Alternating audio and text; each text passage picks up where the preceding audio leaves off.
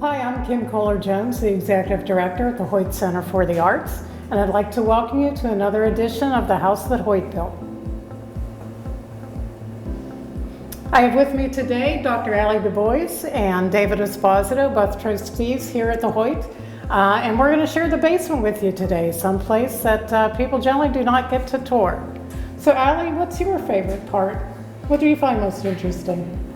I like the dryer system, I should say, because it is not what you would expect a dryer to look like. It takes up quite a bit of real estate, and I find it to be really fascinating. And you, David? Well, I have to agree with Ali that, most people aren't accustomed to a dryer like this one, and I think they'll be surprised when they see how ingenious it is and yet pretty simple. So it's like a lot of the things in this house. They predate even a lot of modern conveniences today, and I think it's going to be enlightening to see this. Yeah, I think my favorite part is the central vacuuming system. It's something, I didn't think came out until the 60s, 70s. I don't know when it came out, but I certainly didn't think 1914. So I look forward to sharing a lot of those curiosities with the folks today. So today we're going to be looking at the mechanics of the house, how it was constructed, how things are put together, how the systems function. We're going to start with the steel beam concrete construction. It's something that was a bit unusual for that time. Maybe not unusual, but certainly not commonplace. So David, do you want to speak a little bit about that? Sure. In commercial construction, at the turn of the 1900s, concrete and steel had been used for 20 or more years. But for homes were all traditionally built with wood. The Hoyts decided to build a house that was fireproof. And so the walls that carry all the floor loads and roof loads and the partitions in these buildings are all incombustible, fire-resistive construction, either brick or concrete.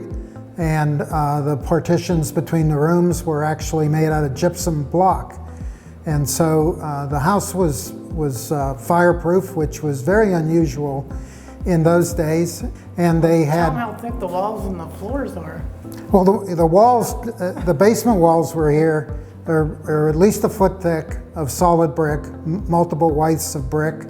And the exterior walls are all brick too. The steel beams rested on the brick walls, and then the concrete slab arched between the beams. In case you're wondering what we're standing behind, it is a very large iron from the Chicago Dryer Company. This item was used to iron large fabrics that were held within the household. And Kim, I don't know if you want to add... Tablecloths and sheets and that sort of thing. It was actually one of the early electric appliances that were installed in the house around 1916, 1917, before they occupied. There are 3 rollers here that actually heat up. Kind of a dual purpose. It would both help dry the fabrics that were being run through, as well as press out the wrinkles at the same time. It was commonly called a mangler, because sometimes if you weren't careful, you could get your hands stuck in it and your fingers would get mangled. But it's one of 3 pieces, as Ali said, that were produced by the Chicago Dryer Company. The others are the clothes dryer and the electric washer. So in 1915, most people would have either used a clothesline or they would have had a small drying rack to dry their clothes. The Hoyts had this fun dryer. David, do you want to explain how it worked? Well, it was pretty simple. It was a big box connected to a furnace, and they would heat with gas and a fan would blow warm air into this chamber. You would hang all your clothes on the rods that you see, and there was a door on the side, a smaller door, that you could open up to check the progress on whether the clothes are dry or not before you open the big door. But very few people had, the ability to dry their clothes mechanically. So I think we're all going to have a little something to say about the elevator here. The first thing I'm going to say is don't get in it. In fact, it was never intended to be a passenger elevator. The company that manufactured it, the Inland Air Company of America, didn't actually start producing passenger elevators until the 1920s. This was always intended to be a freight elevator or a trunk lift, and is referenced in June's journals. Now, what you see here is that this elevator was raised and lowered by wire rope, and you see the sheaves with the wire rope and the gearbox and the electric motor. All of the control system is here on the wall. That square D box is the disconnect that disables the electric from it when you're servicing the elevator. And these relays here were probably each of the 4 stops, and then another controller. So it was fairly sophisticated considering its time and what it was used for.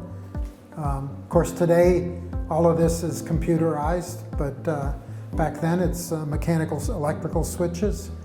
And, although it was built that it didn't need an operator, that it did have the buttons. Right, it was sort of automatic in that when you called for the car to come to your floor, it would come up to your floor, down to it, and stop level with the floor. There's a button beside the door here, and that is the call button. So if I open this door, you'll see a shaft. The car is up at the floor above, and if you look up, you can see the bottom of the car. So Kim, tell us about this magic wand. Magic wand. Yeah, this is the central vacuuming system to the house. Because electricity was so new when these inventions were coming out, the manufacturers had a couple obstacles they needed to overcome. First was the cost. They were expensive because it was new. Then there was the design and confidence or fear that people had to get over putting these things in their houses. Some people were still superstitious, kind of thought it was some sort of witchcraft, or they harnessed lightning to make these things happen. So they had to build the confidence through the design to make things feel accessible to bring into the home. This is actually the shut-off. Is that what you called it, David? The shut-off switch, the safety switch for the vacuuming system itself. This was put in by the American Radiator Company, and it was the idea was that having central vac was as important as having a heating system in your house. And they were plumbing all of the hot water for the radiators, and so at the same time they could be plumbing the vacuum system for the vacuum cleaner as well.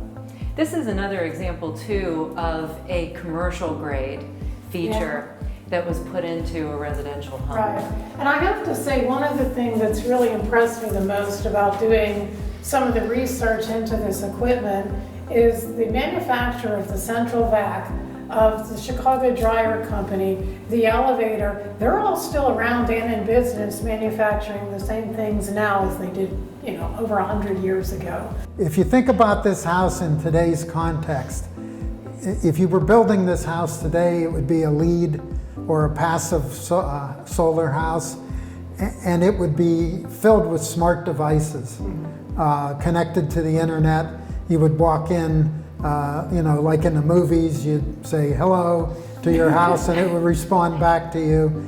The different conveniences, while you look at them today and think, oh, okay, so they had an ironing board or an ironing machine, or they had a big dryer. But you have to think of it as like the cutting edge stuff today, and the ability. And before it was commonplace for everybody else. Yeah, and then houses that are built that are modern and cutting edge today, they're not common either, but they are, being built by some people, rich people. I imagine, Bill Gates. He has a house, I understand, where you walk into a room and the art changes based on your personal preferences. So people are still doing this today. They did at their time what they could possibly do, and this is it. And I think many of these systems are actually dependent on the access to electricity. Without electricity in the early applications that they were using, they wouldn't have all of these modern conveniences, whether it's the appliances or whether it's the central vac and the elevator. So David, one of the interesting details and most critical about this house was the electricity. Yes, at the time, you know, houses had 2, 3, 4 fuses or circuits. This is a branch panel from upstairs, and you see there's 24 circuits in this. So this house, you know, right from the start had so much more capacity for powering electrical devices than the average house. Today, modern panel boxes have circuit breakers. They had the equivalent of that back in the early 1900s. They had a knife switch, which opened and closed the circuit, and they had fuses, which are built into the circuit breakers today. So this is an example of a panel that was removed when the electrical systems were upgraded in the building. Well, let's look to see how they heated this big house. We actually can't go in this room right here, it's full of storage, but this was the wine cellar. Back in the corner, we have a maintenance room. Some of the original building materials. And this is the boiler room. So David, tell us about this boiler. Well, you see this big boiler, it's taller than me. This was the first and the original. And of course, back in 1916, energy conservation wasn't really anybody's thing. And so this boiler was fired with coal, which was common.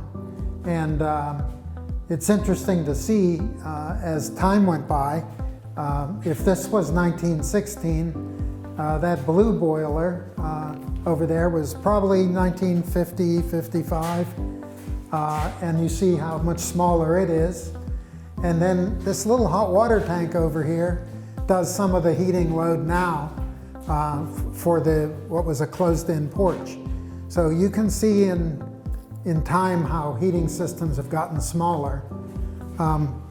One of the interesting things is, you know, these old-fashioned switches. The coal for the boiler is still here, and you can picture someone taking the shovel and scooping several shovelfuls of coal and throwing them into the boiler. This is under was a porch. And you notice we talked about the concrete structure. You can see the brick walls.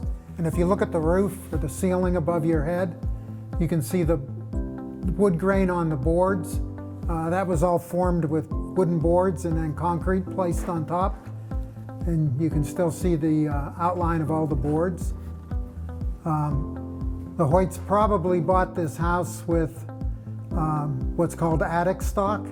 So they probably got some extra roofing tiles and some extra building materials, and this probably was where they stored them. We hope that you've enjoyed seeing some areas of the house that really only Kim and David get to see. When something needs fixed, generally. Or breaks. Yeah. Yes. But yeah, we wanted to show you some, you know, behind the scenes look of some of the systems that made this house unique and so modern 100 years ago. And give us a snapshot into how they lived. You're right. Absolutely. Well, we've got 3 more floors to go, so we hope you'll join us for future episodes. The houses, well, not this area, but other areas of the house are available for touring, so feel free to give us a call for a reservation. We look forward to seeing you soon.